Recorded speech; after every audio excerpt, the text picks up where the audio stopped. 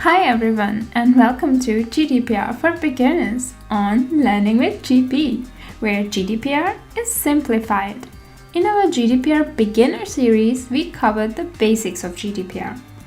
During this series, I quickly mentioned certain complex concepts and I promised you that I will discuss these concepts in detail later, as they absolutely require a proper sit-down.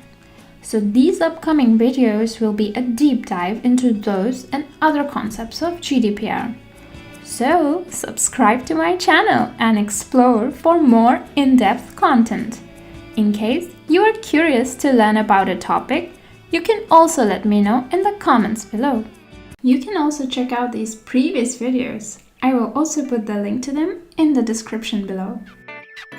The right to restricted processing has two aspects. One from the data subjects and the other from the business side. We will cover both these topics over the course of two videos.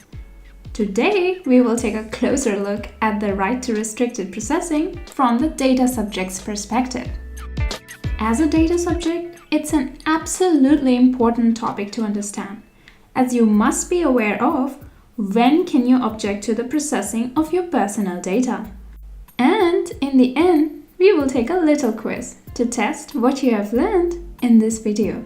So without further ado, let's get right to understanding data subject's perspective on right to restricted processing. To learn about the rights of the data subject, you can check out Article 12 to 23 in GDPR. And here, Article 18 details the right to restriction of processing. You can also find out more about the rights of data subject in my previous videos. I will also put the link to them in the description below. Now let's take a look at when you, the data subject, can restrict the processing of data. First is the case when the data subject contests the accuracy of the personal data. This can be done for a period, allowing the controller to verify the accuracy of the personal data. Second, where the processing of personal data is deemed unlawful by the data subject.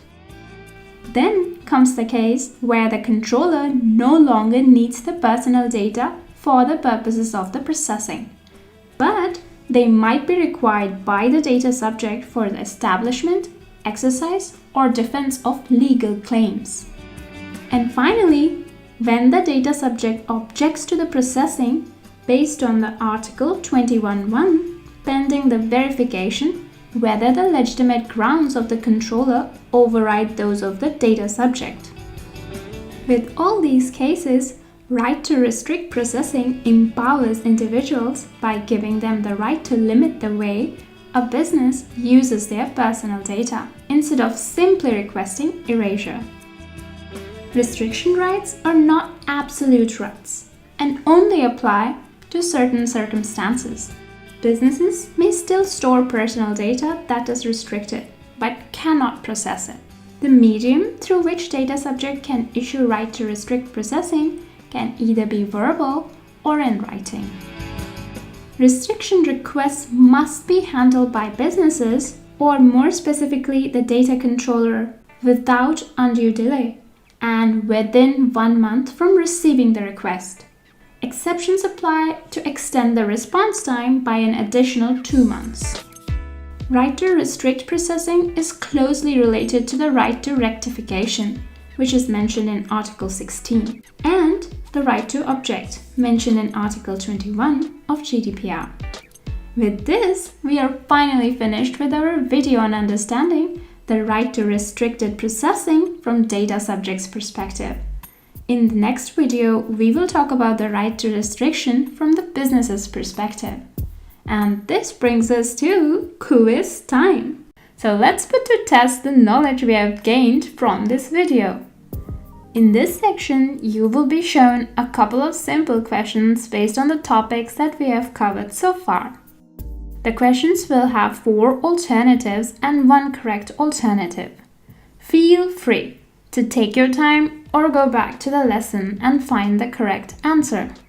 You can write the answer in the comment section below. I will make sure to get your answers.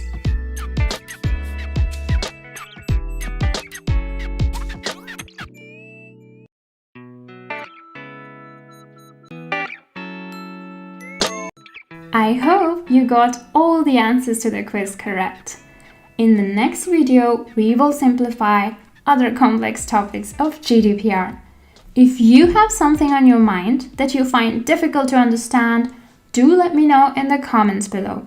I really appreciate any suggestions from you guys, as it helps me direct my lessons as best suited to your needs. And of course, in the end of the video, as always, we will do a little quiz. So stay tuned for more videos. Do subscribe to my channel, Learning with GP, where GDPR is simplified. And with that, I thank you for putting your best foot forward towards understanding GDPR. If you have any more questions, please feel free to reach out to me at gunjan.gdpr@gmail.com. So see you later. Bye!